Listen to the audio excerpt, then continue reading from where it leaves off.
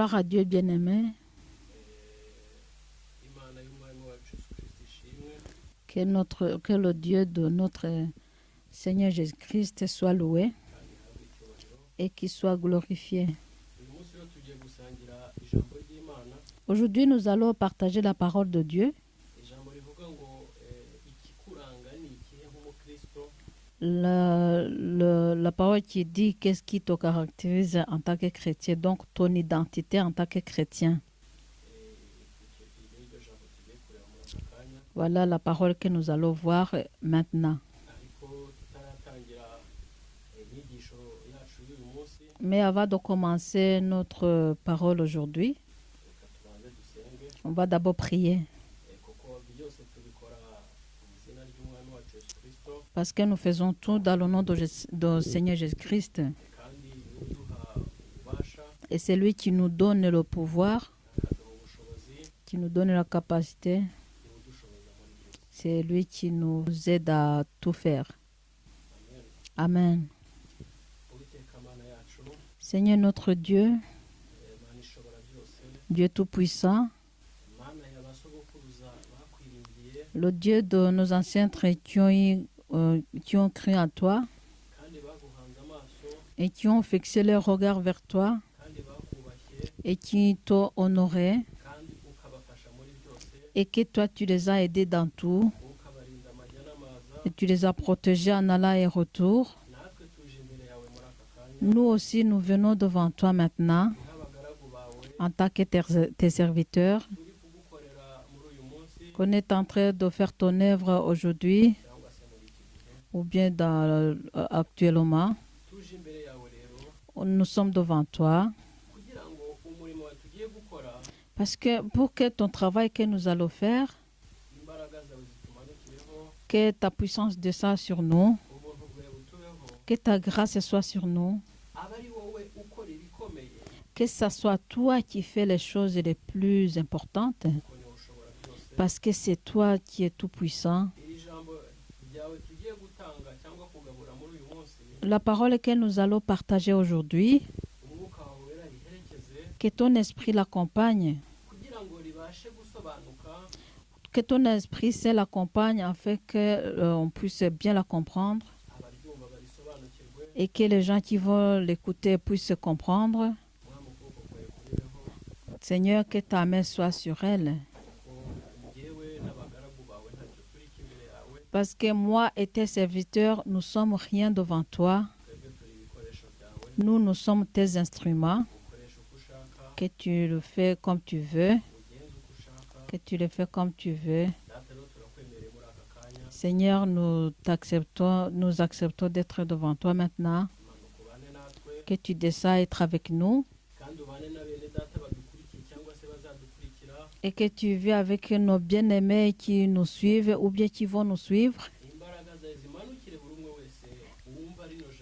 Que ta puissance descende sur chacun qui va écouter cette parole. Et que nous serons bénis par toi.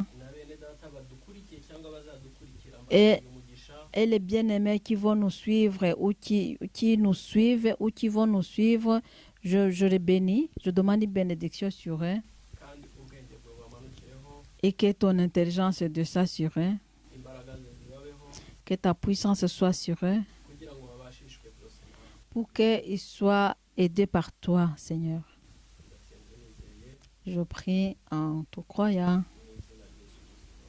Au nom de Jésus-Christ, Amen. Yesu ashimwe. Gloire à Dieu.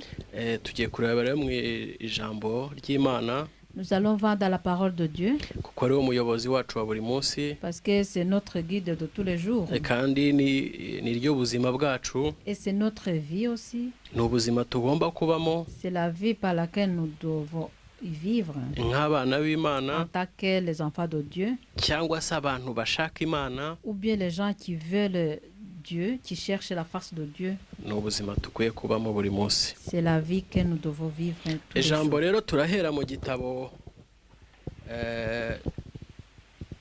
cya Yona. On va aller dans Jonas, dans le livre de Jonas. Turahera ku murongo igice cya mbere turahera ku murongo duhere ku wa munani. Le livre de Jonas, chapitre 1, verset 8, à partir de verset 8. Uyu munsi ijambo riraza gusobanura identite y'umuntu. Aujourd'hui, la parole va expliquer l'identité de quelqu'un. Buri muntu wese Une ku isi afite identite. Chaque personne dans son monde a son identité. Kandi buri muntu wese agira identite ye. Et chaque personne a son identité. Ariko umuntu ashobora guhuza identite n'undi. Mais quelqu'un peut avoir la même identité que l'autre. Bashobora guhuza bitewe n'icyatumye bishyira hamwe. Ils peuvent avoir la même identité selon la chose qui les a fait qu'ils soient ensemble. Nk'abasenga Imana bakwiye bagira identite imwe. Les gens qui prient Dieu ont la même identité. Abasenga bakwiye kugira identite imwe. Les gens qui prient, ils doivent avoir la même identité. Buri muntu wese rero agira identite bitewe n'aho abaye connecté. Chacun a son identité selon l'endroit où il est connecté. Alléluia. Amen. Reka dusome On va lire mu izina rya Yesu. au nom de Jésus. Bahera ko baramubaza bati, tubwire utumye dutezwa ibi byago, ukora murimo ki, uraturuka he, uri uwo mu kihe gihugu, uri bwoko ki? Turekeraho dusomere mu Gifaransa. Alors, ils lui dirent, dis-nous qui nous attire son malheur. Quelles sont tes affaires et d'où viens-tu? Quel est ton pays et de quel peuple es-tu? Alléluia. Amen. Hano bamubazaga identite yiwe. Ici, on lui demandait son identité. Bashakaga kumusobanukira kumenya uwo ari we. Il voulait savoir qui était-il. Bashakaga kumusobanukirwa. Il voulait le connaître. Ariko bashaka identite yiwe, bashaka ikimuranga. Et puis, ils ont cherché son identité. Uyu munsi ngewe nawe Aujourd'hui, moi et toi, dufite ibituranga. nous avons ce qui nous identifie. Mu byo dukora buri munsi, Dans ce que nous faisons tous les jours, mu byo tubamo byose buri munsi, dans ce que nous vivons dans tous les jours, dans la vie de tous les jours, dufite ikituranga. nous avons ce qui nous identifie. Dore rero ukuntu identite yacu igaragara mu isi. Regardez comment notre identité se voit dans ce monde. Ubundi umuntu ni umwuka. Normalement, un être humain, c'est l'air ou l'esprit. Umuntu waremwe n'Imana. Quelqu'un qui a été créé par Dieu. Koko Imana ire mu muntu wa mbere yamuhumekeyemo umwuka wayo. Parce que lorsque Dieu a créé la première personne, il a mis son esprit en lui. Uyu muntu rero abasha kwiconnecta ku Mana. Cette personne peut se connecter vers Dieu. Uyu muntu kandi abasha no kwiconnecta ahantu hose hashoboka. Et cette personne peut aussi se connecter à l'endroit où c'est possible. Bisobanura ko identite ushobora kunsangana uyu munsi ushobora gusanga ejo yahindutse. Ce qui veut dire que l'identité que tu veux voir sur moi aujourd'hui, demain tu peux l'avoir changée. Alléluia. Amen.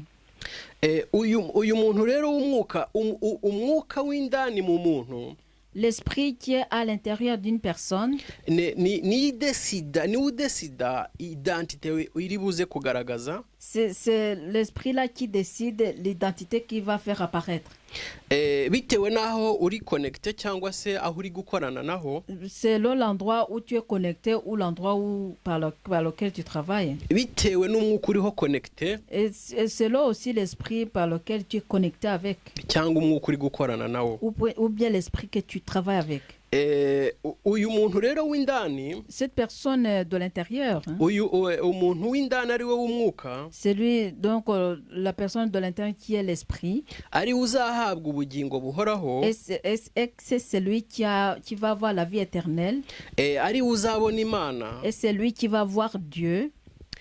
Cyangwa se ari uzabura Imana. Ou bien celui qui va rater Dieu. Alléluia. Uyu mwuka rero ni udesida icyo umubiri uri bugaragaze. Cet esprit-là, c'est ça qui va décider ce que le corps va faire apparaître.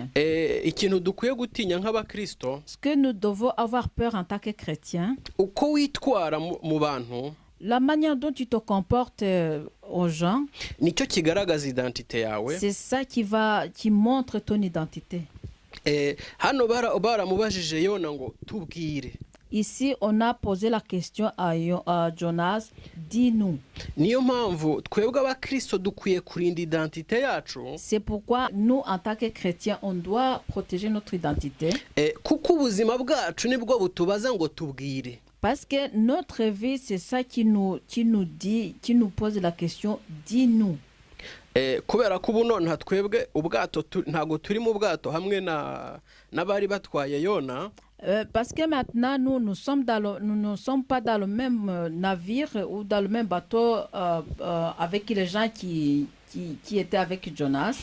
Ariko bato turimo turi gukorana na bene data mu kazi. Mais le bateau par lequel nous sommes, on est en train de travailler avec nos bien-aimés au travail. Rero uko bigenze mu kazi nicyo kikubajije tubwira urinde. Donc, ce qui arrive au travail, c'est ça qui te pose la question, dis-nous qui es-tu.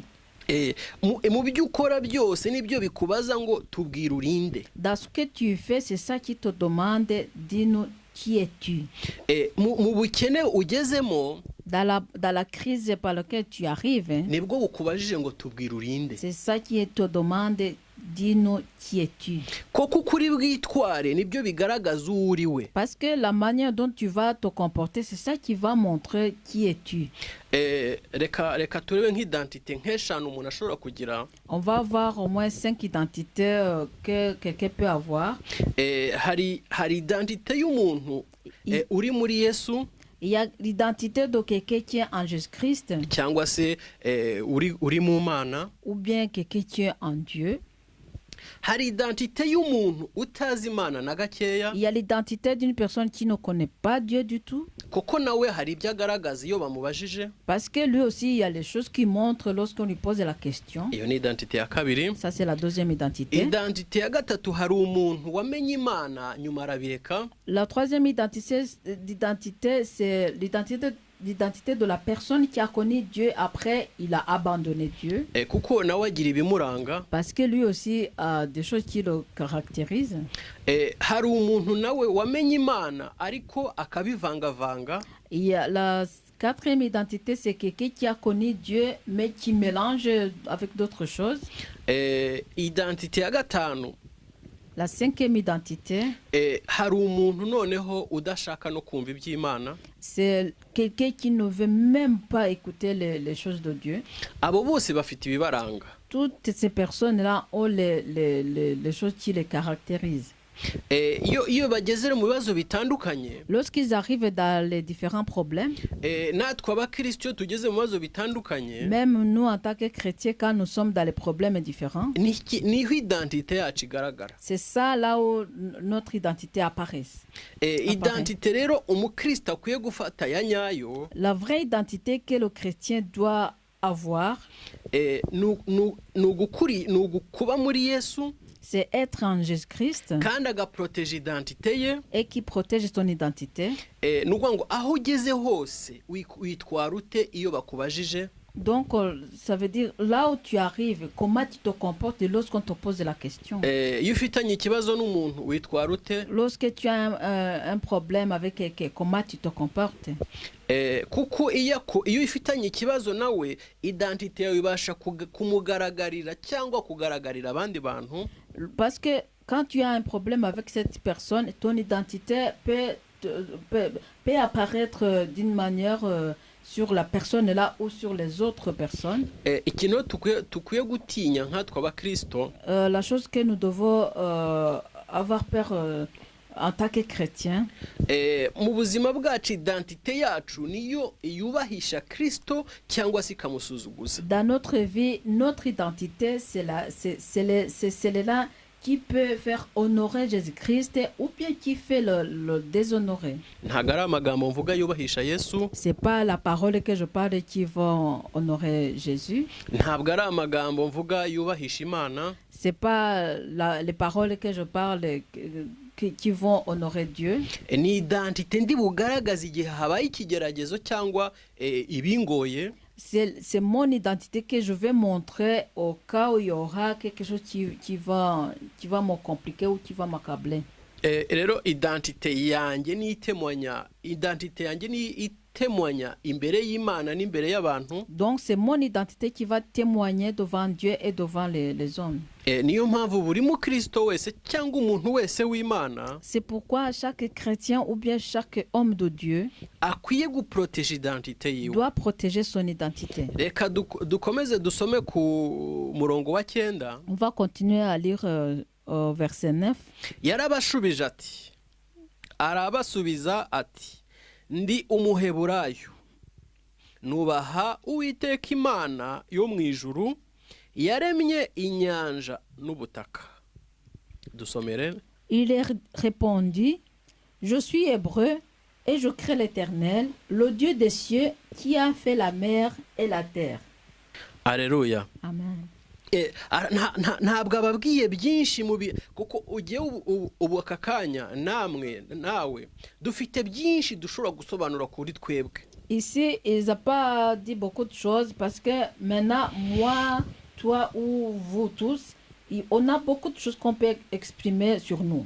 Nshobora kuvuga ngo ndi mécanicien. Je peux dire que je suis mécanicien. Ndi umunyarwanda, ndi umukanishi. Je suis rwandais, je suis mécanicien. Nkavuga ibindanga byose, nkavuga n'ubwoko bwanjye. Et je commence à parler sur tout ce qui m'identifie, et je parle aussi mon ethnie. Ariko we yarasobanuye ngo ndi umuheburayo. Mais lui, il a dit que je suis hébreu. Nkuko navuga ngo ndi umunyarwanda. Comme je peux dire que je suis rwandais. Nubaha Imana. Je respecte Dieu. Nubaha Uwiteka. Je crains Dieu. Je crains l'Éternel qui a créé la terre, le ciel. Ikarema inyanja. Qui a créé la mer. Qui a fait la mer et la terre. Ariko identite igaragara habaye ikibazo. Mais cette identité apparaît lorsqu'il y a un problème. Niho identite yawe igaragara. C'est là où ton identité apparaît. Nukuvuga ngo iyo identite ye yari itandukanye n'iy'abandi bantu bari kumwe hano mu bwato. Ça veut dire que Jonas, son identité était différente avec les autres identités de gens qui étaient avec lui dans le bateau. Kuko abo bari kumwe ngo bagerageje bose gusenga imana zabo. Parce que tous les gens que Jonas était avec eux, ils ont essayé de prier leur Dieu. Ariko ntacyo byatanze. Mais ça n'a rien donné comme kuko izo mana zabo ntacyo zari zarakoze na kimwe. Parce que leur Dieu là n'ont rien fait. Nta nicyo na kimwe zari zishoboye. Et ils n'avaient même pas le pouvoir de faire quelque chose, quoi que ce soit. Babonye imana zabo zanze bajya gushaka Yona. Lorsqu'ils ont vu que leur Dieu n'ont pas pu faire quelque chose, ils sont allés chercher Jonas. Rero Yona niwe yabasobanurira avuga ati nubaha Uwiteka Imana yo mu ijuru yaremye inyanja n'ubutaka. Et c'est là où Jonas les a expliqué. Il a dit, je crains l'Éternel, le Dieu des cieux qui a fait la mer et la terre. Hano bari mu kibazo gikomeye cyane. Ici, ils étaient dans les difficultés terribles. Bendaga kurohama mu nyanja. Ils allaient être tombés dans la mer. Urumva ni ikibazo cyari gikomeye ku bari mu bwato. Tu comprends que c'est un grand problème pour les gens qui étaient dans le bateau. Hano niho natwe tugera mu bibazo bitandukanye. Ici, c'est là où nous aussi nous arrivons dans les problèmes différents. Aho tugera mu bihugu tukisanga tudafite ibyangombwa. Là où nous arrivons dans les pays, on se trouve sans avoir des papiers. Hari ubuzi ibyangombwa. Là où tu n'as pas de papiers, hein, ni ukukubaza ngo tubwire. Là, on te demande, dis-nous. Uri muntu ki? Qui es-tu? Uvuye hehe? D'où viens-tu? Noneho icyo uri busubize. Alors, la réponse que tu vas donner, nicyo kintu noneho niho bazakumenyera identite yawe. C'est là où on va connaître ton identité. Muri ubwo buzima bwo kutagira ibyangombwa. Dans la vie de vivre sans avoir les papiers. Cyangwa mu buzima bwo kugira ubukene. Ou bien dans la vie d'avoir la pauvreté.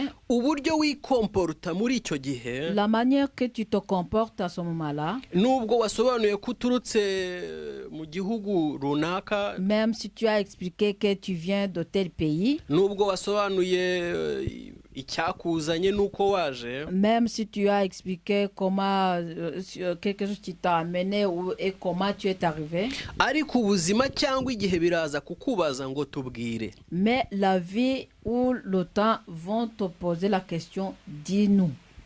Aleluya.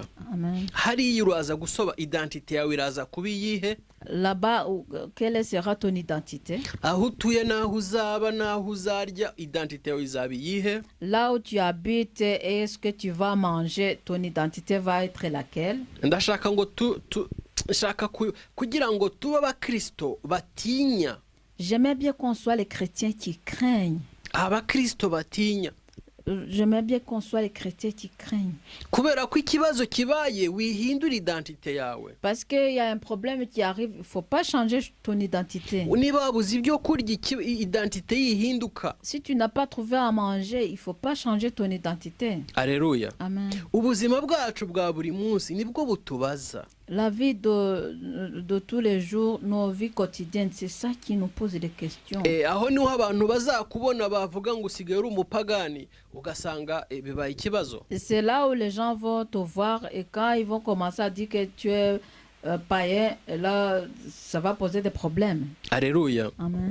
Ni ukuvuga ngo umuntu w'indani muri wowe niba ari connecté ku Mana nibyo umubiri uri buze kugaragaza. Ça veut dire si l'homme de l'intérieur en toi, s'il est connecté sur toi, c'est ça ce qui va apparaître. Reka mbaho urugero rumwe. Je vais vous donner un exemple. Nkunda kumva abantu benshi bavuga abakristo benshi. J'entends souvent parler les chrétiens, beaucoup de chrétiens. Bakunda kuvuga ngo gukizwa ni mu mutima.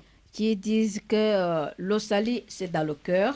Ariko reka ndashaka kubabwira gukizwa ni mu mutima ariko bigaragarira n'inyuma. Mais avant le salut c'est dans le cœur, mais ça apparaît aussi à l'extérieur. Nuko ngo hakizwa wa muntu w'umwuka uri indani. Donc c'est l'homme de l'intérieur qui reçoit le salut.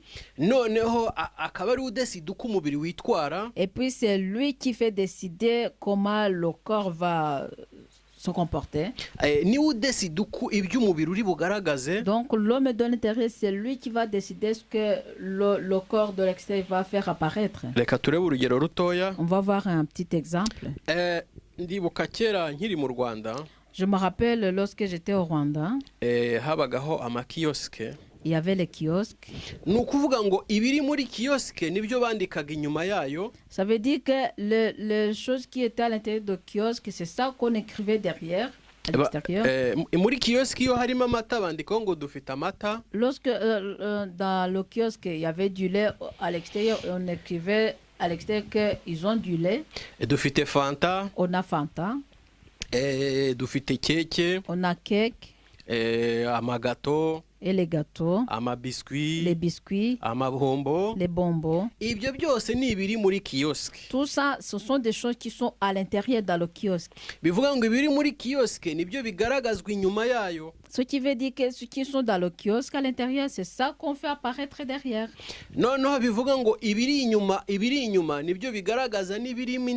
Ce qui veut dire que même ceux qui sont à l'extérieur, c'est ça qui montre ceux qui sont à l'intérieur. Ça veut dire que lorsque tu lisais ce qui est écrit sur le kiosque là, à ce moment-là, tu connaissais direct ce qui sont à l'intérieur. Lorsque tu avais besoin de quelque chose, tu entrais là-dedans pour demander. C'est comme ça que le chrétien doit être. Le chrétien ne doit pas avoir le salut dans le cœur et qu'à l'extérieur de lui doit être pour les païens. Les choses d'aujourd'hui, que ça ne vous tente pas. Hein. Je vais vous donner notre exemple.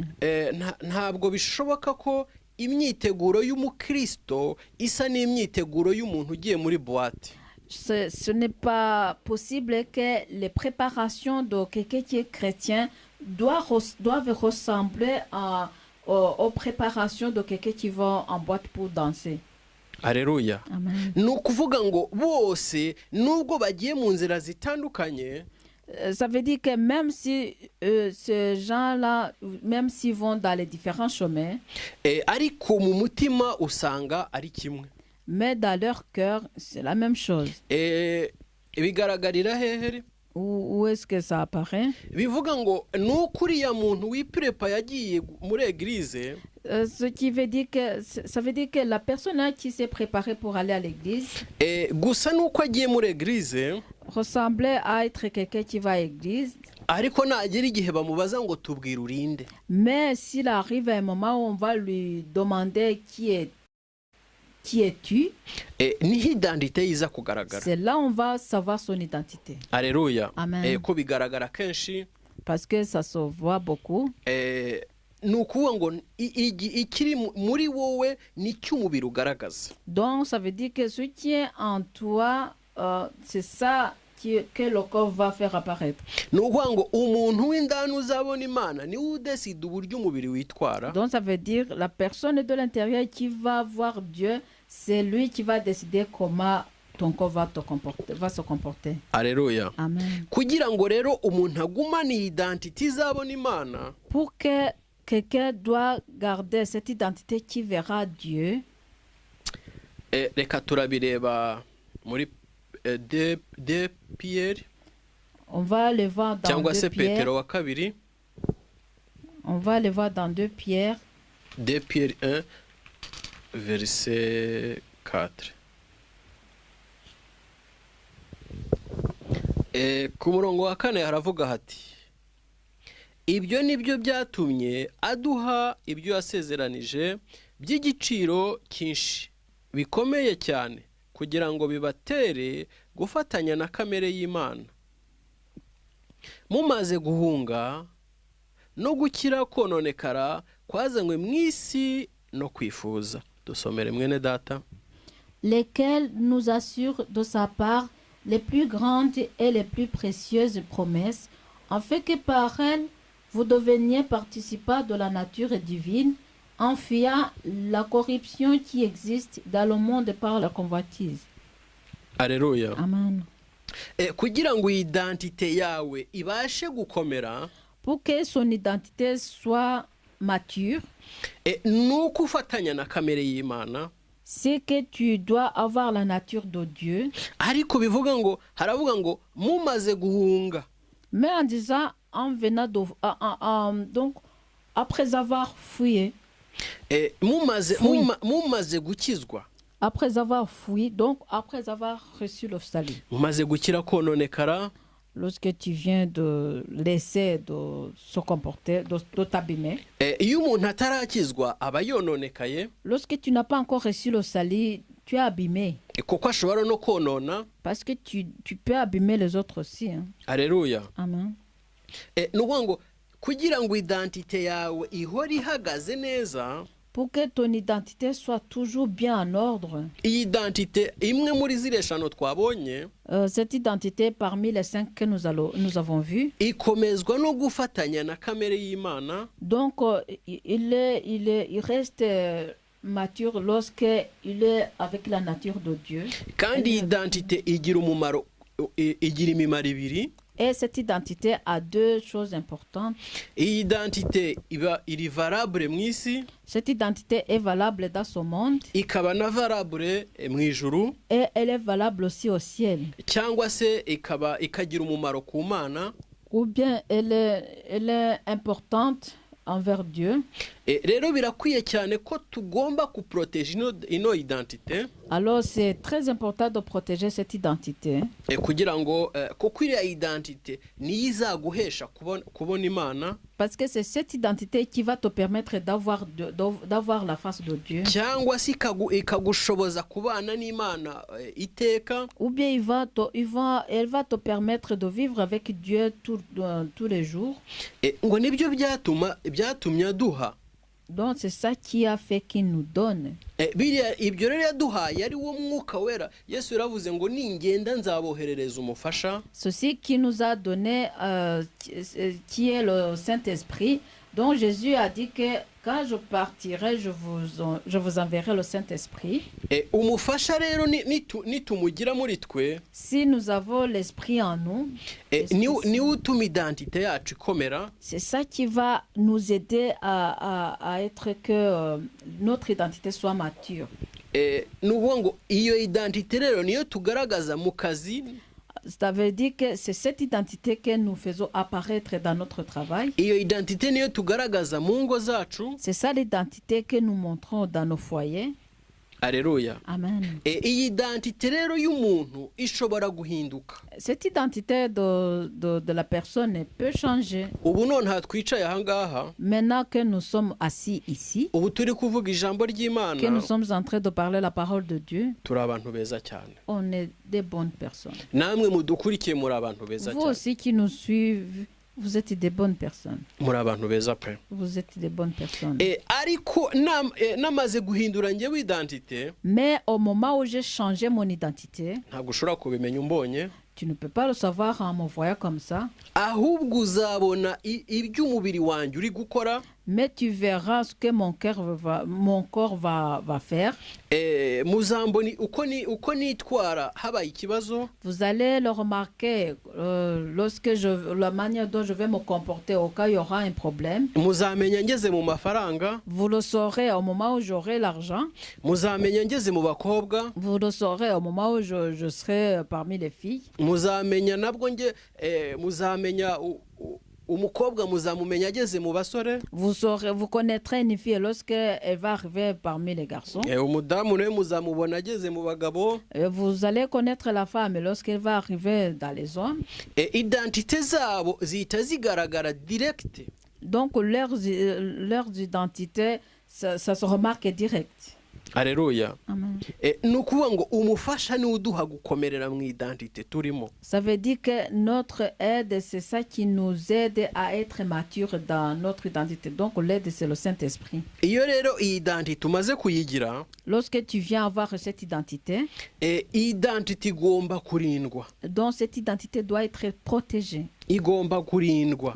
Elle doit être protégée. Ntabwo ugomba kwibagirwa Tu ne dois pas oublier kuri umuntu w'Imana. que tu es un homme de Dieu. Ntabwo ugomba kwibagirwa ko wakijijwe. Tu ne dois pas oublier que tu as reçu le salut de Jésus. Ibiguca imbere buri munsi, Tout ce qui se passe devant toi tous les jours, ijoro n'amanywa, la nuit et le jour, ntabwo bigomba kukwibagiza identite ça ne yawe. doit pas te faire oublier ton identité. Kandi uba ugomba kugira isoni Et tu dois avoir la honte y'uwo uriwe de celui que tu es, cyangwa identite ufite, ou bien l'identité que tu as. kuko aho uciye ukavuga cyangwa ugakora iyi identite urayihasiga. Parce que là où tu passes, en parlant ou en travaillant, tu laisses ton identité par là. Timoteyo Timothée, cyangwa se urwandiko Pawulo yandikiye Timoteyo, ou bien l'épître que Paul a écrit au Timothée, yaramubwiye ngo mu minsi y'imperuka. il a dit que dans les derniers jours, Aleluya. Amen. Mu minsi y'imperuka hazaba ibihe biruhanya. Dans les derniers jours, il y aura les moments difficiles. Yamubwiye bimwe na bimwe bizaranga iminsi y'imperuka. Il lui a dit les choses qui vont caractériser les derniers jours. Ivuga ngo abantu bazaba bikunda. Il dit que les gens vont être égoïstes. Abantu bazaba badakunda ababo. Les gens ne vont pas aimer les leurs. Bazaba bishyira hejuru. Ils vont être arrogants. Ni ukuvuga ngo yarashaka kumusobanurira, ntabwo afite yari amakuru yamuhaga. En fait, ce n'est pas les nouvelles qu'il racontait. Kwari ukumumenyesha ngo icyo gihe nikigera uzarinda identite yawe. Il voulait le faire connaître que, donc il voulait lui dire que si les moments là arrivent, que Timothée protégera son identité. Yashaka kumubwira ngo ntuzakurikira abandi. Il voulait lui dire que lui ne doit pas participer dans les mouvances là qui viendront. Ntuzareba abandi uko babigenza. Qui ne verra pas comment les autres font. Ntuzareba abandi uko basenga. Qui ne verra pas comment les autres prient. Kwari kumubwira ngo identite yawe uzayirinde muri ibi bihe. Donc, il voulait lui dire de protéger son identité dans ces jours-là. Yesu nawe yarabisobanuye. Jésus aussi, il a bien expliqué ça. Ngira ngo muri Yohana 24 sinibuka umurongo. Je pense dans Jean chapitre 20, je ne me rappelle pas le verset. Yesu yaravuze ngo mu bihe bya nyuma. Jésus a dit que dans les derniers jours, ngo abahanuzi b'ibinyoma baziyongera. Il y a les prophètes qui prophétisent les mensonges. Aravuga ngo intambara zizaba nyinshi. Il y aura beaucoup de guerres. Ishyanga rizatera irindi. Le pays va attaquer l'autre. Hazaba ibibazo byinshi cyane. Donc il y aura beaucoup de problèmes. Ariko aho nukukubwira ngo irinde identite yawe. Mais c'est pour te dire de garder ton identité. Tugiye kureba rero abagabo bamwe bagerageje kurinda ama identite yabo. On va voir quelques hommes qui ont essayé de garder leur identité. Twihute iminota iratujyanye. On va aller plus vite. Muri Luka. On va aller dans Luc. Luka 23. Luc 23. Luka 23 ibice umurongo wa 50 haravuga ati umuntu witwaga Yosefu yari umujyanama wo mu Bayuda w'umunyangeso nziza kandi ukiranuka. Uwo ntiyifatanyije n'inama zabo n'ibyo bakoze. Yari umunyarimataya umudugudu w'Abayuda, nawe yategerezaga ubwami bw'Imana. Alleluia. Dusomere. Luc 23 verset 50 jusqu'à 51. Il y avait un conseiller nommé Joseph, homme beau et juste, qui n'avait point participé à la décision et aux actes des autres. Il était d'Arimathée, ville des Juifs, et il attendait le royaume de Dieu. Amen. Alléluia. Amen. Uyu mugabo Yosefu, cet homme Joseph, yaramaze kumenya identité yiwe. Il venait de connaître bien son identité. Yaramaze kusobanukirwa uwo ari we. Il savait qui il était. Nuwango ibyo inama zose bajyaga. Ça veut dire toutes les choses qui faisaient comme réunion. Ibyo bakoraga kugirira nabi Yesu. Lorsqu'il faisait des choses pour faire du mal à Jésus-Christ, we ntago yigeze yifatanya nabo. Lui, il n'était pas avec eux. Ntiyifatanyije nabo kubera ibyo bakoraga. Il n'était pas avec eux à cause des choses que ces gens-là faisaient. Ngo yari umunyarimataya. Il était quelqu'un d'Arimathée. Kuba uri umukristo w'umunyarwanda bigaragaza iki muri société yawe? Si tu es un chrétien rwandais, qu'est-ce qui montre dans ta société? Niba uri umukristo w'umurundi bigaragaza iki muri société yawe? Si tu es un burundais chrétien, qu'est-ce qui montre dans ta société? N'abandi bose ubukristo bwawe bugaragara bute? Et les autres aussi, comment apparaît comment tu apparais en tant que chrétien? Alléluia. Amen. Ariko uyu mugabo yarinze identité yiwe ngo ategereze ubwami bw'Imana. Mais cet homme a protégé son identité en attendant le royaume de Dieu. Alléluia. Amen. Nuwango identité ugomba kuyirinda kugira ngo uzabashe kubona ubwami bw'Imana. Ça veut dire que tu dois protéger ton identité en fait que tu pourras avoir le royaume de Dieu. Alléluia. Amen. Nukuvuga ngo iyo uyirinze identité yawe, ça veut dire que quand tu protèges ton identité, ubasha kuzabona Imana cyangwa kubona ijuru. Tu pourras avoir Dieu ou avoir le ciel. Kandi no mwisi ubaho neza. Et même tu vis bien dans ce monde. Kuko Imana ibana nawe. Parce que Dieu vit avec toi. Umugabo Yakobo ise wa Yosefu. Le papa de Joseph, qui est Jacob.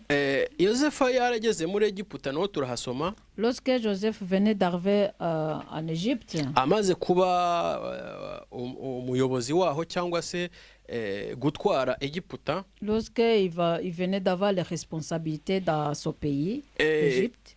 Haje kuba ibibazo none hatumaho bene se n'umubyeyi we. Il y avait eu la famine et puis lui il a demandé que son papa et ses frères viennent vers lui. Arangije kubera yarazi identité yiwe. Parce qu'il connaissait déjà son identité. yari azi uwo ari we, Il connaissait qui était. ngo yabanje kujya gusenga ngo ese ngeyo. Il a d'abord prié. Il s'est dit, est-ce que je peux y aller?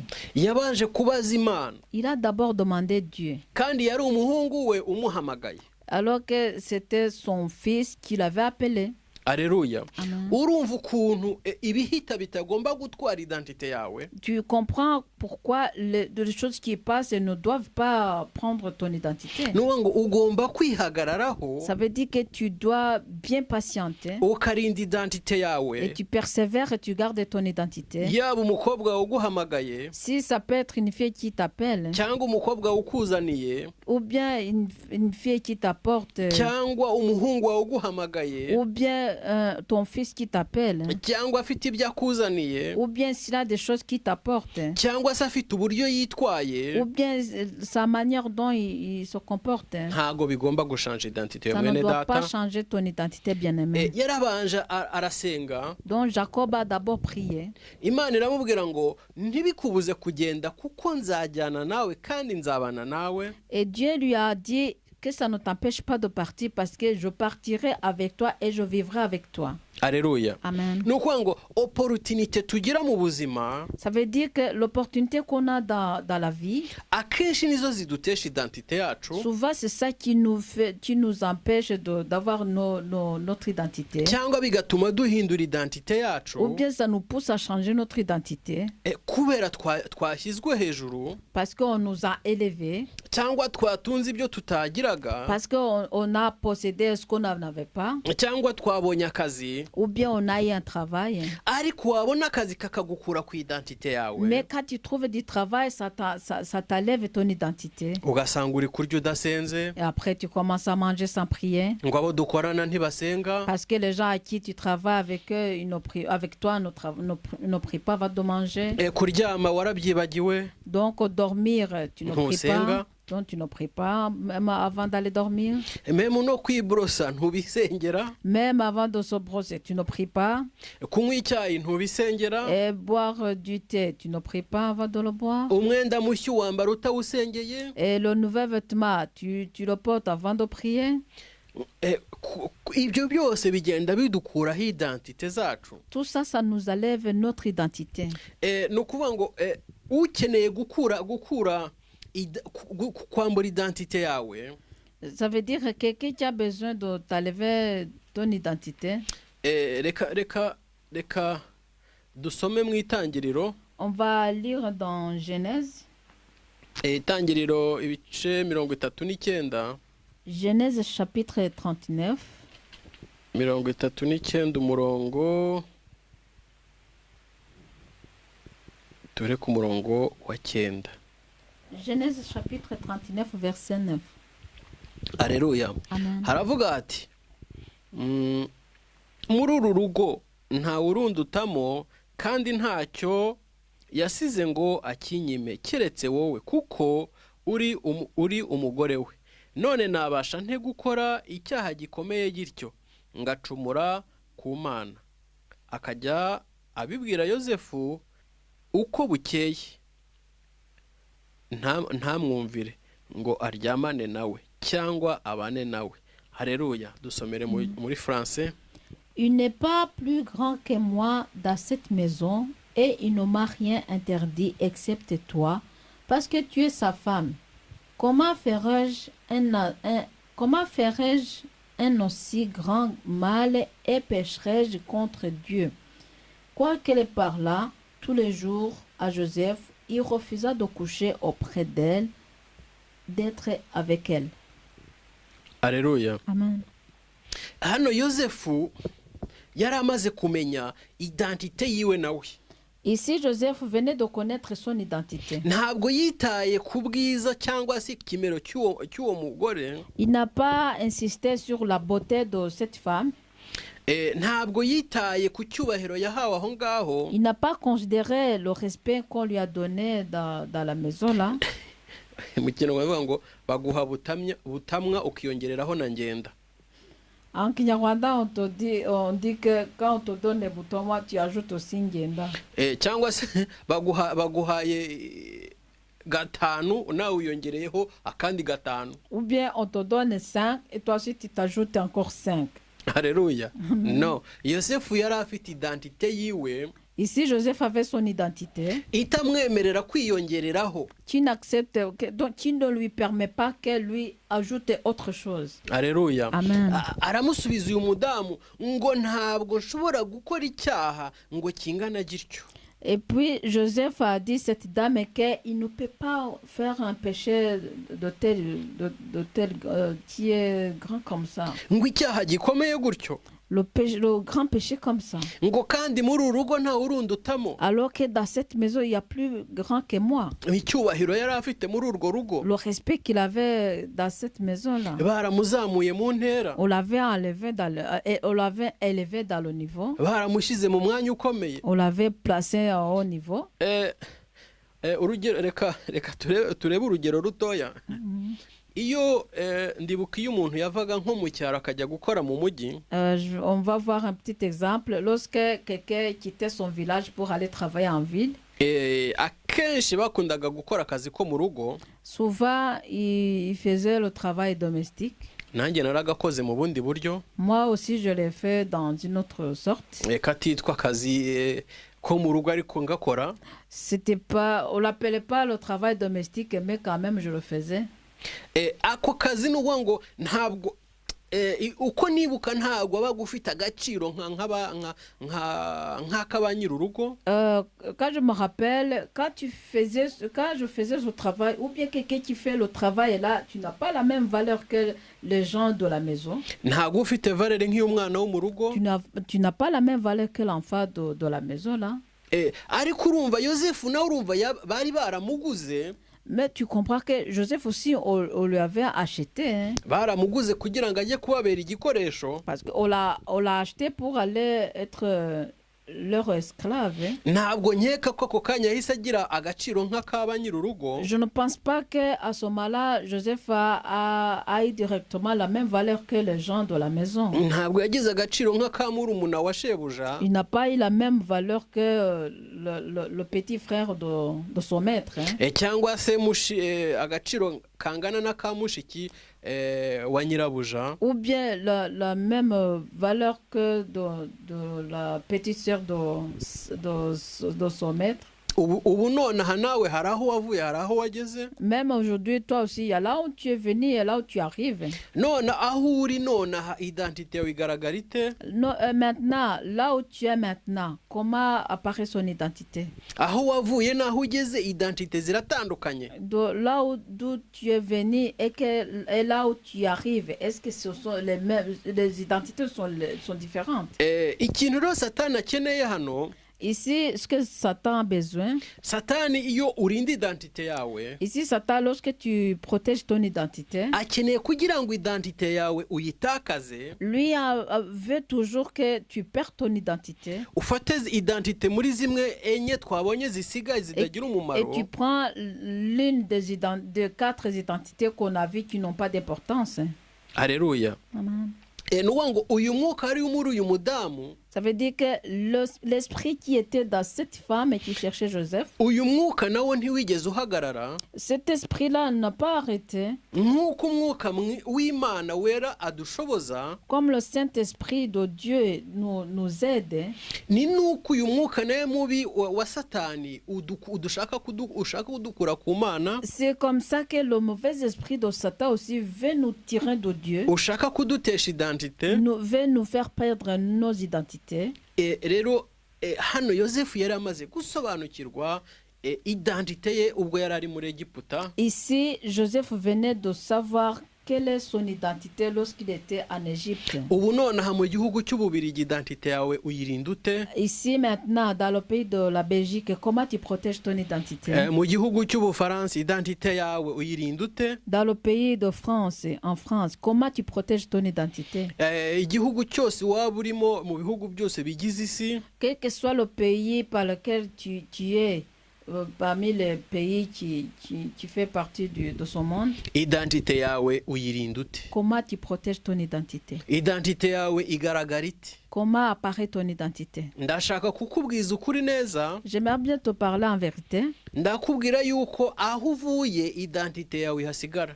J'aimerais bien te parler honnêtement que là où tu quittes, il y a ton identité qui reste. Ni ukuvuga ngo aho ujya hose ntiwiyibagize identite yawe, Ça veut dire que quel que soit l'endroit où tu vas, il ne faut pas oublier ton identité. kuko nuhava barasigara bazi ikikukoresha. Parce que lorsque tu quittes l'endroit là, eux, les gens qui restent, ils vont savoir c'est quoi qui t'utilise. Barasigara bamenye uri connecta hagana hehe. Ils vont savoir tu es connecté où. Aleluya. Amen. Nicyo kintu ushaka kuvuga ngo rero kurinda identite yawe nibyo bizakugeza mu bwami bw'Imana. C'est ça que je veux dire, que le fait de protéger ton identité, c'est ça qui va t'amener dans le royaume de Dieu. Umwami Yesu Le Seigneur Jésus-Christ, ari amaze iminsi 40 n'amajoro atarya atanywa, lorsqu'il venait de passer 40 jours et nuits sans manger ni boire, urumva ko yari amaze gusenga. vous comprenez qu'il venait de prier. Ndashaka kukubwira ngo ntiwirare. Je vais te dire qu'il ne faut pas te négliger. Ni ukuvuga ngo ubwami bw'Imana kubuharanira ntabwo ari ubw'amagambo. Donc le royaume de Dieu, avoir le courage d'y aller, ce n'est pas la parole. Ni ukuvuga ngo aho uri connecte twebwe turasigara tubibona. Ça veut dire que là où tu es connecté, nous, on va rester à le voir. Cyangwa se abo muri kumwe no barasigara babibonye. Même les gens à qui tu es avec, eux aussi ils vont voir. Imyitwarire wari ufite ahantu uri barasigara bamenye uri Les we. comportements que tu avais là où tu étais, les gens vont voir ça. Ntuvuge ngo urasenga, Ne dis pas que tu pries. ntubyirate ngo urasenga, Il ne faut pas te valoriser en disant que tu pries. ahubwo rinda identite yawe aho uri Mais hose. par contre, protège ton identité, quel que soit l'endroit où tu es. Ndashaka kubwira ko Yesu amaze iyo minsi 40 n'amajoro asenga. J'aimerais bien te dire que même quand Jésus venait de passer 40 jours et nuits en priant, Satani yarahagurutse Satan s'est levé. aramubwira ati dore Il lui a dit, voici, wabasha guhindura rino buye umugati tu peux changer cette pierre en pain kugira ngo ubone icyo kurya. pour que tu puisses trouver de quoi manger. Arongera aramubwira ati, Il lui a dit encore, anyamubwira ati amuzamura ku gasongero k'inzu, il a élevé au sommet de la maison, cyangwa se hejuru kuri etaje. ou bien en haut à l'étage. Aramubwira ati nusimbuka Et puis il lui a dit, si tu sautes, abamarayika barakuramira kugira ngo udakubita ikirenge ku ibuye. les anges vont t'attraper pour que tu ne heurtes pas ton pied sur la pierre. Arongera aramubwira ati nupfuka mukandamya, Et puis il lui a dit, si tu t'agenouilles, tu me pries. ndaguha ubu butunzi bwose mfite kuko narabugabanye. Donc si tu t'agenouilles et que tu pries en mon nom, je te donne toutes ces choses-là que je possède parce que ça m'appartient. Satani igihe cyose apropose ibyo dukeneye. Satan toujours propose les choses que nous, on a besoin. Aha rero niho ukeneye kugira ngo ugaragaze identite yawe. C'est là où tu dois montrer ton identité. Hariya niho ugaragaza uwo uri we. C'est là où tu dois montrer qui tu es. Niho uri bumubwira ati jyewe ntegereje Imana yanjye. Si tu vas lui dire que toi tu attends ton Dieu, Iryo ni ryo jambo uba ugomba guhagararaho. c'est ça la parole par laquelle tu dois t'y tenir. Ntabwo ugomba guhindura identite yawe bitewe n'ikibazo ugezemo. Tu ne dois pas changer ton identité selon le problème qui t'arrive. Cyangwa ngo uhindure bitewe n'ikaritsiye Ou ugezemo. bien changer selon le quartier par lequel tu arrives. Cyangwa ngo uhindure bitewe n'inshuti uhuye nazo. Ou bien changer ton identité selon les amis que tu rencontres. Cyangwa uhindure identite bitewe n'akazi ubonye. Ou bien changer ton identité selon le travail que tu as eu. ntago bikwiye. Non, ce n'est pas bon. Ni ukuvuga ngo mu byo uhura nabyo byose hari Imana data kandi ikureberera. Ça veut dire que dans tout ce que tu rencontres, il y a le Dieu, notre Père, et qui voit tout, qui prend le contrôle de tout pour toi. Niba mu rugo bitagenze neza, Si ça ne va pas, si ça ne marche pas à la maison, ntago ugomba guta identite yawe. tu ne dois pas abandonner ton identité. Ko ibyo bitagenze neza n'iby'isi, Parce que les choses là qui ne marchent pas comme tu voulais, ce sont les choses mondaines. ni Satani ubyinjiyemo kugira ngo akuyobye. C'est Satan qui s'est mélangé avec eux pour qu'il te perturbe. Rero ni umuntu akwiye kwitonda kugira ngo identite yiwe ibe protégée. Donc, quelqu'un doit être vraiment prudent pour que son identité soit toujours protégée. Yesu ashimwe. Que Jésus soit loué. Umwami wacu aduhana umugisha. Que notre roi nous bénisse tous. Kandi adufashe mu kurinda identite zacu. Et qui nous aide à protéger nos identités. Kuko identite yawe ariyo iri gufatanya na kamere y'Imana. Parce que ton identité va avec la nature de Dieu. Paulo ari mu Filipi. Lorsque Paul était au Philippe, ari mu Bafilipi, mu gihugu cya Filipi, cyangwa tuhasome urwandiko Paulo yandikiye Abafilipi, igice cya mbere umurongo wa 12 haravuga hati: bene data, ndashaka ko mumenye yuko ibyambayeho bitabereye ubutumwa bwiza inkomyi, ahubwo byabushize imbere. Dusomere muri français. Épître de Paul aux Philippiens, chapitre 1, verset 12. Je veux que vous sachiez, frères, que ce qui m'est arrivé a plutôt contribué au progrès de l'évangile. Alléluia. Amen. Nuko ngo ibyamubayeho, ça veut dire ce qui lui est arrivé, ibikubaho nawe, ce qui t'arrive aujourd'hui, yewe nibizakubaho, même ce qui vont t'arriver. Nukuvuga ngo uwa kuri we ntago byigeze bibera inkomyi ubutumwa bwiza. Donc ça veut dire que pour Paul, ça n'a pas posé de problème à la bonne parole de Dieu. Nuko ngo rero mu bikubaho byose ugomba kurinda ubutumwa bwiza. Donc ça veut dire que tout ce qui peut t'arriver, il faut toujours garder ton identité. Ntabwo bigomba kugukura kuko identité yawe. Ça ne doit pas t'enlever ton identité. Turarangije. Nous terminons par ici. Imana y'umwami wacu, le Dieu de notre roi, ibane namwe, soit avec vous. Kandi amahoro y'umwami wacu Yesu Kristo, et la paix de Jésus-Christ notre Seigneur, abe muri mwe, soit avec vous. Imana ibagirire neza. Que Dieu vous fasse du bien. Kandi muhabwe umugisha. Que vous soyez bénis. Amen. Amen.